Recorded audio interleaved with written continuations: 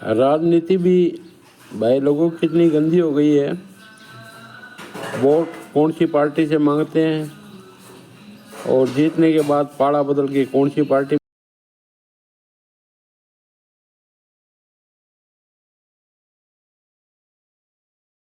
राघव चड्ढा जितना बड़ा धोखेबाज शायद ही कभी देखा हो। मतलब पॉलिटिशियंस पार्टी बहुत बदलते रहते हैं, कोई बड़ी चीज नहीं है, लेकिन जितना नाटक इस एक बंदे ने किया था सोशल मीडिया पर जनता के मुद्दे उठाने का और इतने लोगों को बेवकूफ बनाने का, ये अनबिलीवेबल है। वो आम आदमी पार्टी आज पूरी तरीके से अपने सिद्धांतों से, अपने कोर मॉरल और वैल्यूज से, मतलब बहाना दे रहे हैं कि आम आदमी पार्टी में वो सिद्धांत नहीं रहे, वो मॉरल्स नहीं रहे जो पहले होते थे। लेकिन मुझे ये बता दो, वो मॉरल्स और सिद्धांत अचानक से बीजेपी में कहां से आ गए? क्योंकि कुछ महीने पहले तक तो भी खुद कह रहे थे कि बीजेपी अनपढ़ गुंडों की पार्टी है। और मेरा ये मानना है कि बीजेपी एक गुंडों की पार्टी है, अनपढ़ गुंडों की पार्टी है। वो सिर्फ गुंडागर्दी करते हैं और पेट्रनेज देते हैं गुंडों को। और कुछ टाइम पहले ये भी कह रहे थे कि मुझे तो कोई खरीद नहीं सकता। आज तक वो रकम नहीं बनी, मैं साफ तौर पे कहना चाहता हूं, आज तक वो रकम नहीं बनी और वो शख्स पैदा नहीं हुआ जो राघव चड्ढा को, आम आदमी पार्टी को या अरविंद केजरीवाल को खरीद। साफ तौर पे अपने विरोधियों को कहना चाहता हूं। मतलब राघव, झूठ बोलने की भी हद होती है। एक्सेप्ट कर लो कि तुम एक नंबर के कायर हो। आज के दिन सबको पता है कि तुमने पार्टी इसलिए बदली है क्योंकि ईडी और सीबीआई का डर दिखाया जा रहा था। अशोक मित्तल का ही केस देख लो, तुम्हारे साथ जो 7 लोगों ने पार्टी बदली है, इनके ऊपर 10 दिन पहले ईडी की रेड हुई और आज 10 दिन बाद इन्होंने पार्टी बदल ली। ये जितने नेताओं के नाम मैंने पढ़े, विपक्ष के नेताओं के, इन्हें बुलाकर बोला जाता है कि भारतीय जनता पार्टी ज्वाइन कर लो। अगर भारतीय जनता पार्टी में शामिल हो जाओगे तो आप पर कोई मुकदमा नहीं होगा, आपको बाइज्जत बरी कर दिया जाएगा, और अगर नहीं शामिल होगे तो पकड़ के जेल में डाल देंगे। लेकिन राघव जैसे लोगों के बारे में समझ में नहीं आता। अगर तुम्हें इतना ही डर था फर्जी केस में जेल जाने से तो पॉलिटिक्स छोड़ देते, कम से कम लोग रिस्पेक्ट तो करते।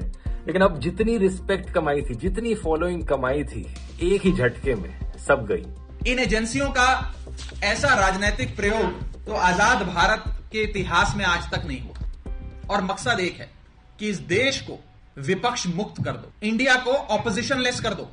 राघव चड्ढा जितना बड़ा धोखेबाज शायद ही कभी देखा हो। मतलब पॉलिटिशियंस पार्टी बहुत बदलते रहते हैं, कोई बड़ी चीज नहीं है, लेकिन जितना नाटक इस एक बंदे ने किया था सोशल मीडिया पर जनता के मुद्दे उठाने का और इतने लोगों को बेवकूफ बनाने का, ये अनबिलीवेबल है। वो आम आदमी पार्टी आज पूरी तरीके से अपने सिद्धांतों से, अपने कोर मॉरल और वैल्यूज से, मतलब बहाना दे रहे हैं कि आम आदमी पार्टी में वो सिद्धांत नहीं रहे, वो मॉरल्स नहीं रहे जो पहले होते थे। लेकिन मुझे ये बता दो, वो मॉरल्स और सिद्धांत अचानक से बीजेपी में कहां से आ गए? क्योंकि कुछ महीने पहले तक तो भी खुद कह रहे थे कि बीजेपी अनपढ़ गुंडों की पार्टी है। और मेरा ये मानना है कि बीजेपी एक गुंडों की पार्टी है, अनपढ़ गुंडों की पार्टी है। वो सिर्फ गुंडागर्दी करते हैं और पेट्रनेज देते हैं गुंडों को। और कुछ टाइम पहले ये भी कह रहे थे कि मुझे तो कोई खरीद नहीं सकता।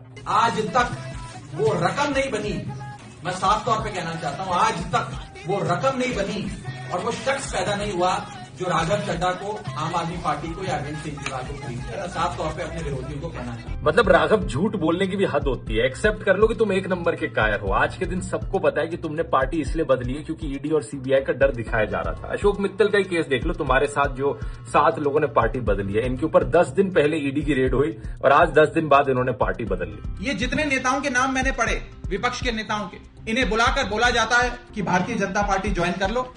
अगर भारतीय जनता पार्टी में शामिल हो जाओगे तो आप पर कोई मुकदमा नहीं होगा, आपको बाइज्जत बरी कर दिया जाएगा, और अगर नहीं शामिल होगे तो पकड़ के जेल में डाल देंगे। लेकिन राघव जैसे लोगों के बारे में समझ में नहीं आता। अगर तुम्हें इतना ही डर था फर्जी केस में जेल जाने से तो पॉलिटिक्स छोड़ देते, कम से कम लोग रिस्पेक्ट तो करते।